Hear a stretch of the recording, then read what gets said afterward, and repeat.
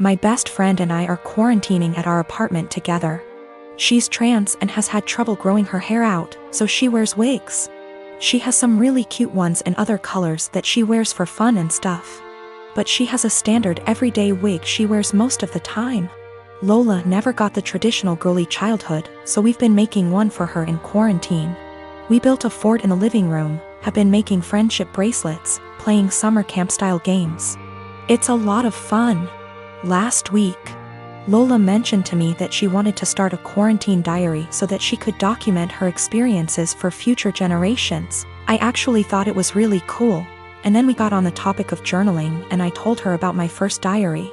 One of those flismy lock diaries that every girl had as a kid.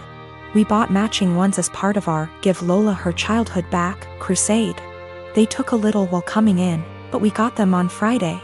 Saturday night, some of our friends from college decided to do an impromptu girls' night in. Lola was in the shower, so I answered the Zoom without her. Lola is not out to anybody at our college and I respect that. This is her fresh start and she has a right to decide when she wants to come out to these people, if at all. I know I wouldn't 100% trust some of the people at our school with something as personal as this. We were talking about what we've been doing in quarantine and I mentioned that we had gotten the diaries. I said it was for the nostalgia and they wanted to see the diaries. We left the box in Lola's room, so I went in to show them. Lola and I go into each other's rooms all the time, we're basically sisters to one another, and it's just about second nature. When we were younger, we had keys to each other's houses. I didn't think anything of it. I flipped the camera to show the diaries and didn't flip it back. I got distracted by a cute choker on her dresser and forgot that the camera was flipped back / there was anything to hide. They knew Lola has worn wigs out to parties / the club / etc., but her everyday wig was right out in plain view, and one of our nosier friends asked what the new wig was. I completely blue-screened and someone else realized that it was Lola's hair. I genuinely had nothing to say. They were asking why Lola wore a wig and I had no explanation. I didn't want to out her. Someone else came to the conclusion that Lola must have cancer or alopecia or some other horrible thing that causes hair loss. They've decided that she was just too embarrassed to say, and they all started going on about poor Lola, etc. I just didn't know what to say and I said it wasn't my place to confirm / deny. I hung up and immediately told Lola. I apologized profusely, and I know how badly I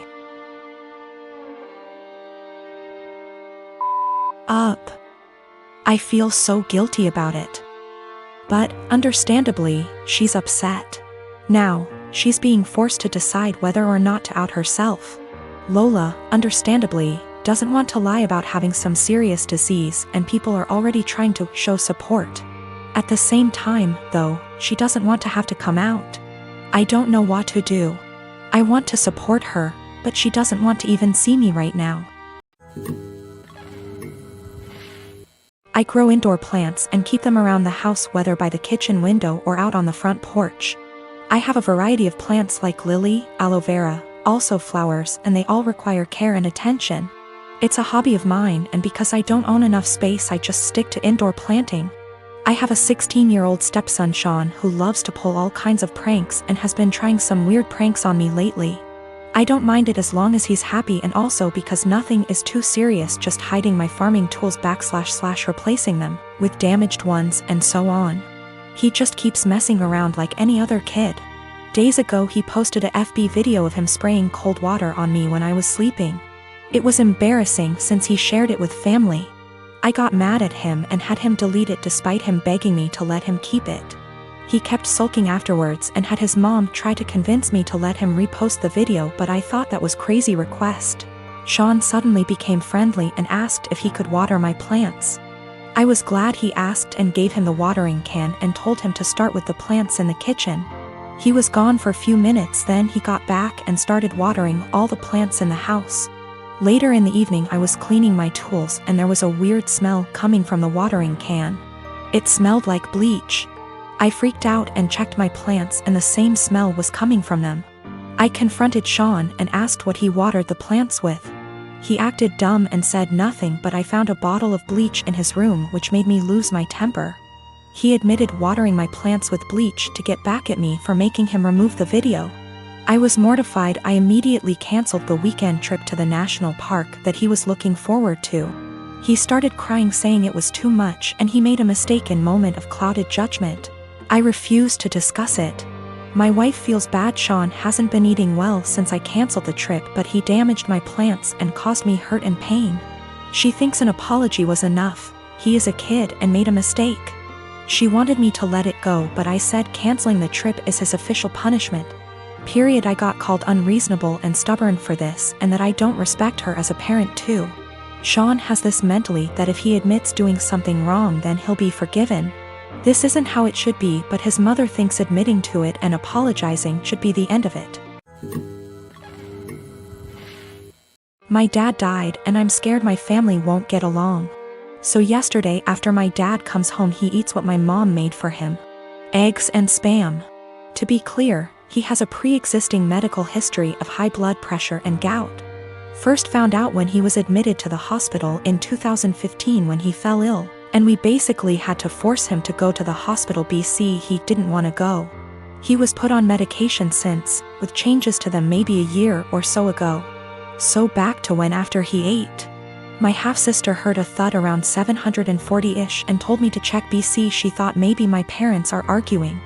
I go down and see my dad on the kitchen floor. My mom behind him a few feet away, and I hear him snoring. I ask my mom a question, get worried, run back upstairs and knock on my sister's door. She calls my other sister and also tells me to stop wasting time, call 911. I was scared and frantic. I wish I called 911 or saw him when he came in so I could maybe have called sooner. They get frantic too and we all start yelling at each other, and I try to maintain order also as I'm talking to 911 person. At some point in all of this my brother-in-law yells for help and I help him turn my dad onto his side. He said he could choke on his saliva. My dad stops snoring and we start panicking. The EMS tells us how to perform CPR, but my sisters keep yelling, and so I try to get them working together. They finally start working on it. One is doing compression and the other giving him air and sometimes rotating. Fire department and ambulance gets here and they start doing the same thing but also have defibrillators, and honestly, I'm just in shock still. It was maybe 8:03 p.m. when they came or so, I don't remember, it's all a blur. I checked my phone for timestamp, but I called twice so I forgot when original call was placed. They called it at 8:50 p.m. and I just began to lose it. My aunt comes and my sister is trying to call my dad's work to let his bosses know. We talk about how we want my dad's arrangements and agree on cremation. We don't have the money for anything else, but also my sister wants the remains. My mom is bipolar schizophrenic and my sisters and bro-in-law don't get along. Her because of a whole history that would keep you here forever if I tried to type it. My dad was a bad person, but he still chose us and tried his best to provide regardless of his fallacies.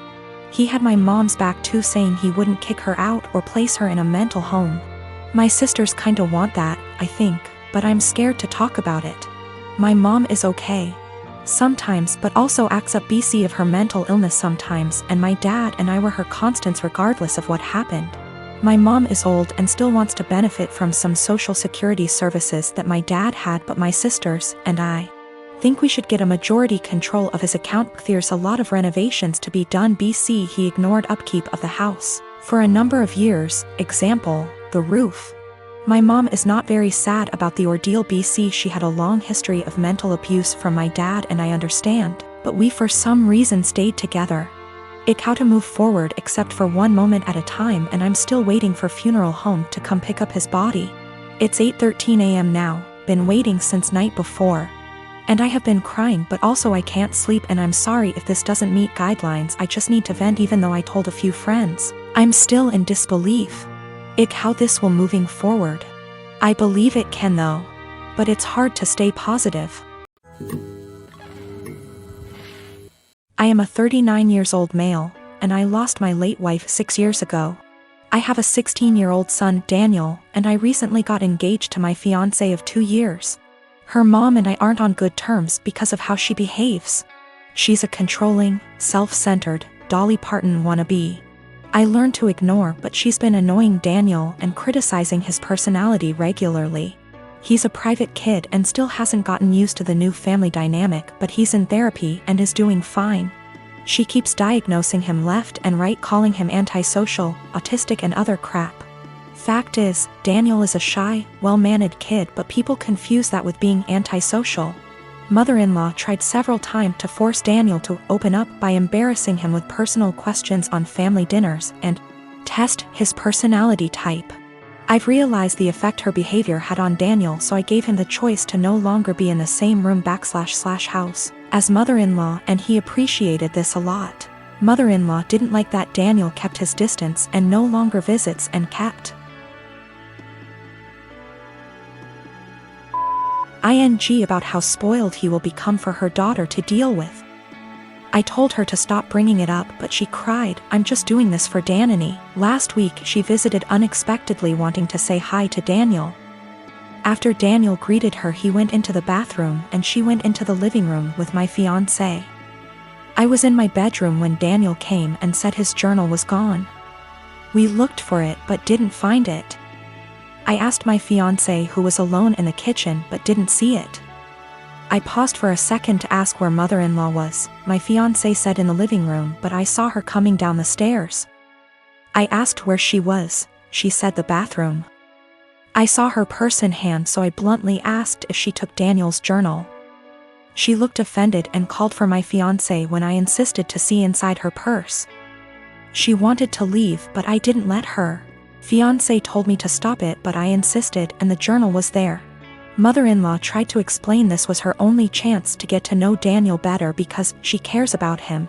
I blew up at her and berated her for stealing from my son and told her she's banned from my house for the stunt she pulled. She argued with me, then left. My fiancé apologized for her but said banning her from the house was over the top. It backlashed and father-in-law argued and hoped his daughter realizes how I am and call off the wedding for refusing to apologize to Mil. Fiancé said her family won't come to the wedding till I reconcile with her mom and cancel the ban, but I won't let my son be disrespected in his own house and asked my fiancé to understand. I'm refusing to reconcile but am aware this could ruin my relationship with all my in-laws, not just mother-in-law, and my fiancé thinks I'm selfish to cause drama.